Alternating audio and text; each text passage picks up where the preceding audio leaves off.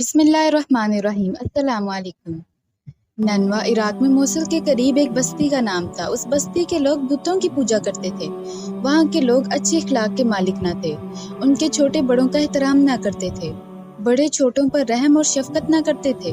امیر لوگ غریبوں کی مدد نہیں کرتے تھے۔ جو طاقتور تھے وہ کمزوروں پر ظلم کرتے تھے۔ وہ مہمانوں کی عزت نہ کرتے تھے۔ بھوکوں کو کھانا نہیں کھلاتے تھے۔ اس بستی میں عدل و انصاف بالکل نہیں تھا۔ اللہ تعالیٰ نے اس بستی کی طرف اپنے نبی کو بھیجا۔ ان کا نام یونس تھا۔ ان کا تعلق بھی اسی بستی سے تھا۔ انہوں نے لوگوں کو اللہ پر ایمان لانے کی دعوت دی، اکیلے رب کی عبادت کرنے کی تلقین کی، اور ان سے کہا بتوں کی پوجا نہ کریں۔ مگر نینوی کے لوگوں نے ان کی بات ماننے سے انکار کر دیا۔ انہوں نے آپ کو جھٹلایا اور کفر پر اڑے رہے۔ جب نینوا کے لوگوں نے یونس علیہ السلام کی بات ماننے سے انکار کر دیا تو انہوں نے اپنی بستی کے لوگوں کو اللہ کے عذاب سے ڈرایا۔ ان سے کہا کہ اگر انہوں نے توحید کی دعوت کو قبول نہ کیا اور شرک کو نہ چھوڑا تو ان پر اللہ تعالیٰ کی طرف سے عذاب نازل ہو سکتا ہے۔ انہوں نے کہا ہم تمہاری بات نہیں مانیں گے۔ اگر تم سچے ہو تو پھر جس عذاب سے ہمیں ڈراتے ہو اسے ہمارے اوپر بھیج دو۔ یونس علیہ السلام اپنی قوم کے لوگوں سے مایوس ہو گئے کہ میرے بار بار دعوت دینے پر بھی وہ توحید کی طرف نہیں آ رہے۔ حضرت یونس نے دعا فرمائی، اے اللہ اس بستی پر اپنا عذاب نازل فرما۔ حضرت یونس نے اللہ تعالیٰ کی طرف سے کوئی واضح پیغام آنے سے قبل ہی امید قائم کر لی کہ ان کی دعا کے نتیجے میں قوم پر عذاب آ کر رہے گا۔ حضرت یونس نے نینوا والوں سے کہا آنے والی صبح تمہارے لیے عذاب لے کر آئے گی۔ یہ کہہ کر وہ وہاں سے چل دیے۔ وہ اپنی بستی کے لوگوں سے سخت ناراض تھے۔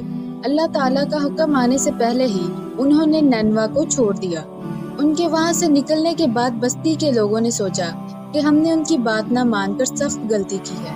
اب جلد ہی ہم پر اللہ کا عذاب نازل ہوگا۔ جب انہیں عذاب کے آثار نظر آئے تو وہ سخت نادم ہوئے اور اللہ سے ڈر گئے۔ وہ اسلام لے آئے، اللہ سے اپنے گناہوں کی معافی طلب کرنے لگے۔ جب انہوں نے سچے دل سے توبہ کی تو اللہ تعالیٰ نے ان کو معاف کر دیا، ان سے عذاب کو ٹال دیا۔ تاریخ انسانی میں نینوا ہی ایک ایسی بستی ہے جس کے تمام لوگوں نے توبہ کی، جن میں عورتیں، مرد، بچے بھی شامل تھے، جس کے نتیجے میں ان سے آیا ہوا عذاب ٹال دیا گیا۔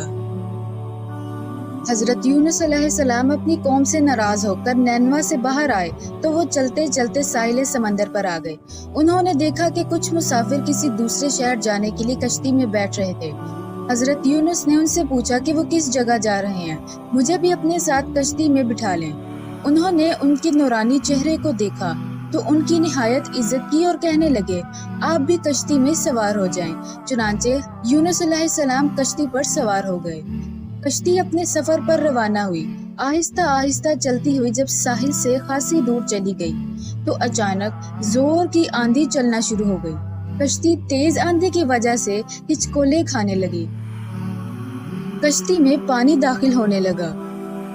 جب کشتی میں پانی کافی مقدار میں داخل ہو گیا تو اس بات کا خدشہ پیدا ہوا کہ کشتی کہیں غرق ہی نہ ہو جائے۔ مسافروں نے ملاح کی طرف دیکھا کہ ان حالات میں ہم کیا کریں۔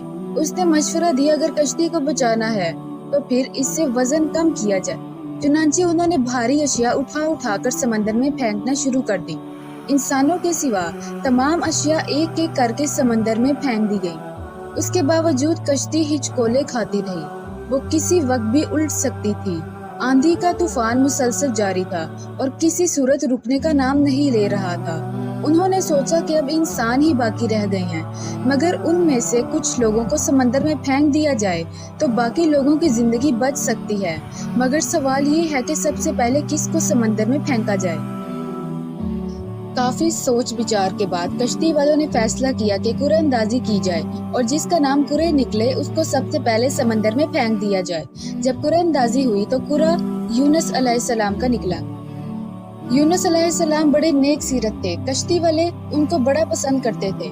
انہوں نے کہا اس نیک آدمی کو ہم کیسے سمندر میں پھینک دیں، چلو دوسری مرتبہ پھر قرعہ نکالتے ہیں۔ اللہ کی قدرت، قرعہ پھر یونس علیہ السلام کے نام نکلا۔ اب انہوں نے سمندر میں چھلانگ لگانے کا ارادہ کیا، مگر دوسرے مسافروں نے آپ کو منع کر دیا۔ انہوں نے کہا ایک مرتبہ پھر قرعہ اندازی کر لیں۔ تیسری بار قرعہ ڈالا تب بھی آپ کا نام نکلا۔ اب یونس علیہ السلام سمجھ گئے کہ یہ اللہ تعالیٰ کی مشیت ہے، کیونکہ انہوں نے نینوا کو اللہ تعالیٰ کے حکم کے بغیر چھوڑا ہے، چنانچہ انہوں نے سمندر میں چھلانگ لگا دی۔ یونس علیہ السلام نے سمندر میں چھلانگ لگا دی اور اپنے آپ کو سمندر کی موجوں کے حوالے کر دیا۔ ادھر اللہ تعالیٰ نے بحیرہ روم کی ایک بڑی مچھلی بھیج دی، وہ آپ کو نگل گئی۔ مچھلی کو اللہ تعالیٰ نے حکم دیا کہ یونس علیہ السلام کی حفاظت کرے، ان کا گوشت نہ کھائے اور نہ ہی ہڈی توڑے، کیونکہ یونس علیہ السلام اس مچھلی کا رزق نہ تھے۔ مچھلی آپ کو لے کر تمام سمندروں کا چکر لگانے لگی اور گہرے پانیوں میں گھومنے لگی۔ جب آپ مچھلی کے پیٹ میں پہنچ گئے تو سوچا کہ آپ فوت ہو چکے ہیں، لیکن جب اپنے اعضاء کو حرکت دی تو جان گئے کہ آپ ابھی زندہ ہیں۔ چنانچہ آپ اللہ کے لیے سجدے میں گر گئے اور عرض کیا، اے اللہ، میں نے ایک ایسی جگہ کو تیرے لیے سجدہ گاہ بنایا ہے کہ اس طرح کے مقام پر کسی نے تیری عبادت نہیں کی۔ آپ نے مچھلیوں کو اللہ تعالیٰ کی تسبیح کرتے سنا اور کنکریوں سے اللہ کی تسبیح سنی۔ اب یہاں کئی اندھیرے تھے، مچھلی کے پیٹ کا اندھیرا، سمندر کا اندھیرا اور رات کا اندھیرا۔ ان اندھیروں میں مچھلی کے پیٹ میں یونس علیہ السلام نے اللہ کی عبادت شروع کر دی، اس سے استغفار کرنے لگے۔ انہوں نے دعا کی کہ اس مچھلی کے پیٹ سے نکال دیے جائیں۔ انہوں نے عرض کیا، تیرے سوا کوئی معبود برحق نہیں، تو پاک ہے، بے شک قصوروار میں ہی ہوں۔ قرآن پاک میں ان کا قصہ بیان کرتے ہوئے فرمایا گیا ہے کہ اگر وہ اللہ کی پاکیزگی بیان نہ کرتے تو قیامت تک مچھلی کے پیٹ میں ہی رہتے۔ اللہ تعالیٰ نے اس قدر اندھیروں اور رکاوٹوں میں سے اپنے بندے یونس کی پکار کو صرف سنا ہی نہیں بلکہ ان کی دعا کو قبول بھی کیا۔ یونس علیہ السلام کی دعا عرش کے نیچے جا پہنچی تو فرشتوں نے کہا، اے ہمارے رب، ایک کمزور سی جانی پہچانی آواز کسی اجنبی مقام سے آ رہی ہے۔ اللہ تعالیٰ نے فرمایا، تم نے پہچانا نہیں؟ فرشتوں نے عرض کیا، نہیں ہے ہمارے رب۔ وہ کون ہے؟ فرمایا، میرا بندہ یونس ہے۔ فرشتوں نے کہا، تیرا بندہ یونس جس کے مقبول عمل اور مقبول دعائیں آسمانوں پر آتی رہتی ہیں، اے ہمارے رب، وہ راحت کے ایام میں نیکی کرتا تھا، کیا تو اس پر رحم کر کے مصیبت سے نجات نہیں دے گا؟ ارشاد ہوا، کیوں نہیں؟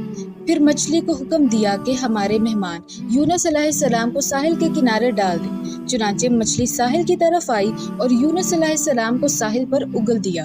یونس علیہ السلام نے مچھلی کے پیٹ میں 3 دن گزارے تھے۔ جب یونس علیہ السلام کو مچھلی نے ساحل سمندر پر اگلا، اس وقت ان کے کپڑے پھٹ چکے تھے، وہ بے حد کمزور ہو چکے تھے اور ان کو سخت بھوک لگ رہی تھی۔ اللہ تعالیٰ نے ان کے لیے ایک بیل دار پودا اگا دیا۔ بہت سے صحابہ اکرام کا کہنا ہے کہ یہ کدو کی بیل تھی۔ اس کے پتے نہایت ملائم، تعداد میں زیادہ اور سایہ مہیا کرنے والے ہوتے ہیں۔ کدو کھایا بھی جاتا ہے اور اس کے چھلکے اور بیج سے بھی فائدہ اٹھایا جاتا ہے۔ یہ دماغ کو قوت دیتا ہے اور مریضوں کے لیے بہت مفید ہے۔ جب یونس علیہ السلام کی قوت بحال ہو گئی تو اللہ تعالیٰ نے ان کو وحی کی کہ وہ اپنی بستی کی طرف لوٹ جائیں۔ جب وہ واپس پہنچے تو قوم ان کی منتظر تھی۔